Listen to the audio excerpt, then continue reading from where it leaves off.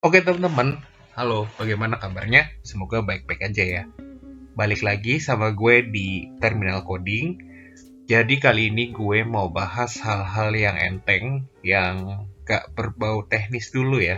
Cuman cukup penting buat karir kalian ke depan kalau kalian mau berkecimpung di dunia IT.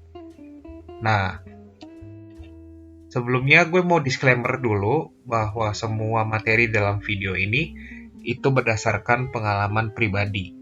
Ya, jadi maksud dari video ini adalah untuk sharing seputar karir di dunia IT, khususnya di web developing. Jadi kalau teman-teman punya cerita yang mungkin mirip ataupun bahkan berbeda, nah teman-teman bisa tambahin komen di bawah video ini ya.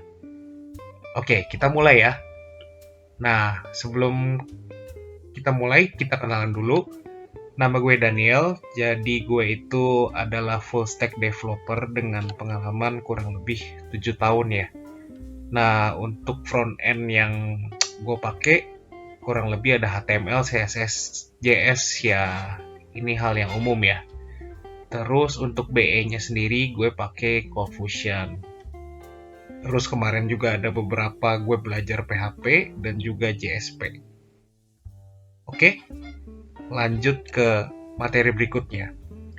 Nah, jadi di dunia IT sendiri, khususnya di kantor gue ya, beberapa position yang ada di kantor gue ya, itu mulai dari intern sampai di development manager.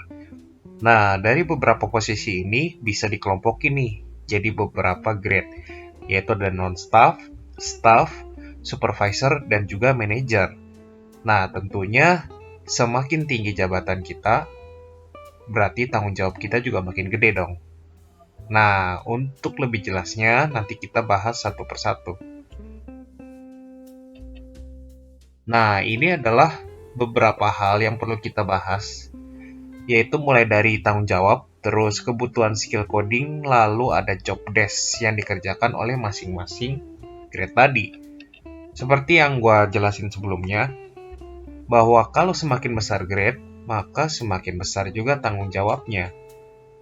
Jadi kalau misalkan teman-teman memang mulai masuk dari junior programmer, ya pekerjaan teman-teman itu tanggung jawabnya nggak begitu besar. Ya misalnya cuman kayak nambah checkbox, ataupun cuma nambahin kolom di dalam report. Nah, itu adalah pekerjaan-pekerjaan dari junior programmer. Nah, semakin tinggi, nanti teman-teman dituntut untuk punya skill lebih gitu ya, baik dari skill hardnya maupun juga dari soft skillnya.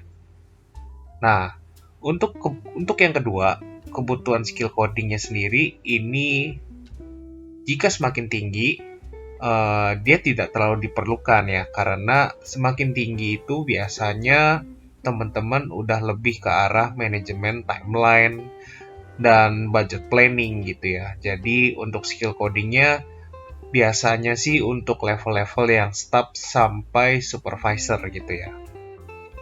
Nah, untuk beberapa job desk yang dikerjakan baik dari staff sampai manajer itu pun juga berbeda. Nah, secara umum yang kita kerjakan adalah sistem enhancement tentu saja. Bagaimana kita mau mengembangkan aplikasi kita ke arah yang lebih baik, yang lebih komplit dan lebih baik juga dalam performance-nya.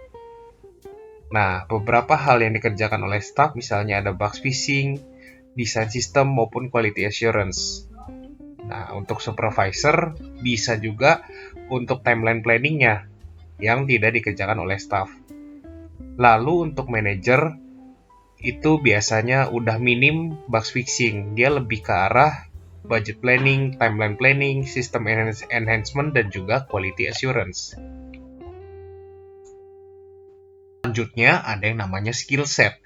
Nah, skill set ini adalah hal-hal yang perlu dan wajib teman-teman milikin agar teman-teman itu bisa punya karir yang baik di dunia IT. Nah, beberapa gue udah rangkum menjadi 6 bagian, yaitu ada analytical thinking, product knowledge, programming skill, teamwork, quality assurance, dan juga integrity nih. Nah, habis ini nanti kita bahas satu persatu apa aja maksud dari kata-kata ini. Nah, yang pertama ada analytical team.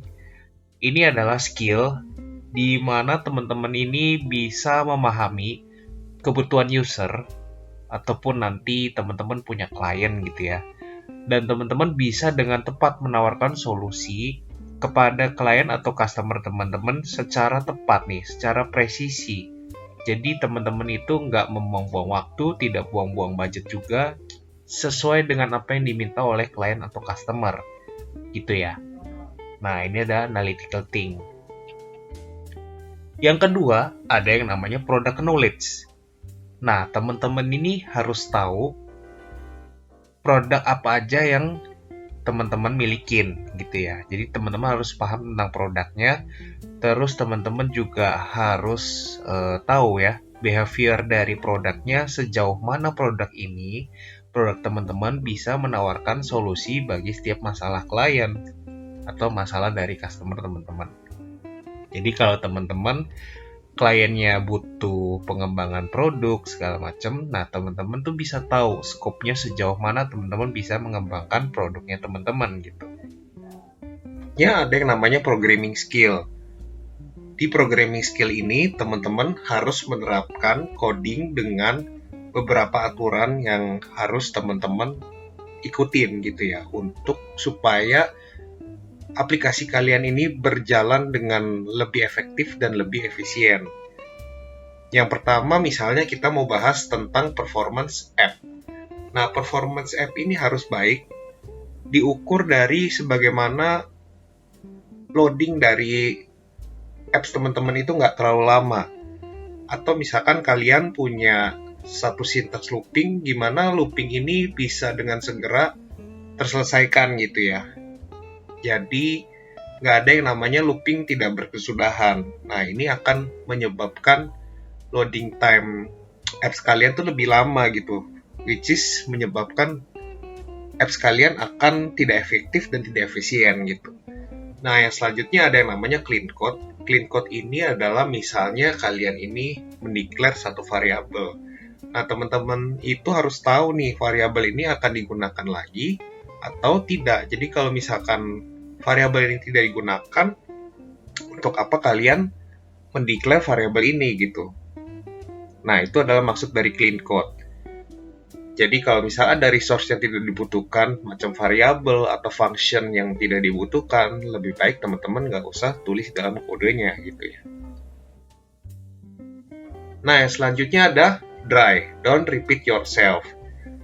Dry ini adalah misalnya kalau misalnya teman-teman itu udah menuliskan satu function.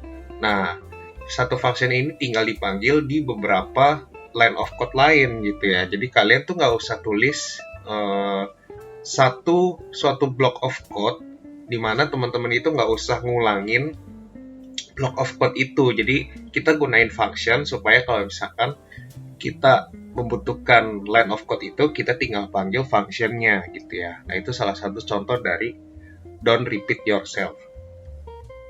Nah, yang terakhir ada menggunakan resource hanya jika dibutuhkan.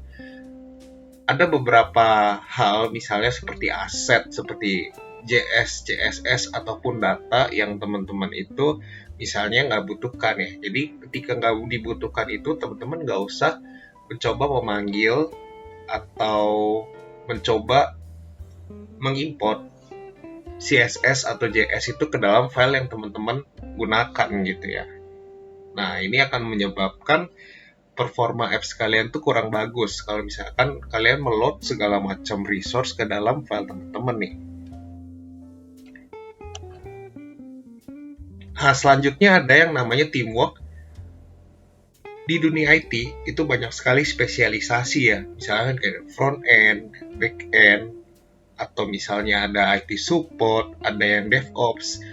Nah, beberapa orang ini akan bekerja sama di dalam satu tim, di mana kalian itu harus bisa berkomunikasi dengan baik supaya entah maksud dari teman-teman atau maksud dari lawan bicara teman-teman itu bisa tersampaikan dengan baik gitu ya, agar visi dari pengembangan software ini bisa dengan efektif dan efisien, bisa terselesaikan dengan baik gitu ya.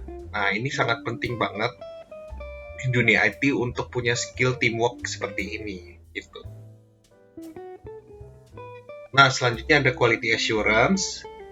Artinya aplikasi yang teman-teman bikin sebisa mungkin untuk meminimalkan error ya. Ya kalau misalkan kalian nggak punya error itu akan lebih bagus. Cuman kan kadang kita membuat aplikasi itu ada beberapa hal yang bisa menyebabkan error ya. Nah, jadi sebisa mungkin teman-teman menghindari error ini. Nah, untuk selanjutnya harus punya load time singkat supaya performa apps kalian juga baik. Terus teman-teman harus bisa memperhatikan user experience, misalnya kita membuat tombol. Tombol ini apakah kira-kira efektif ya kalau ditaruh di misalnya di sebelah kiri bawah gitu. Atau misalnya kalian mau bikin satu kolom search. Nah, kira-kira kolom search ini bagusnya ditaruh di mana ya? Nah, itu contoh dari user experience. Nah, selanjutnya tampilan mudah dimengerti.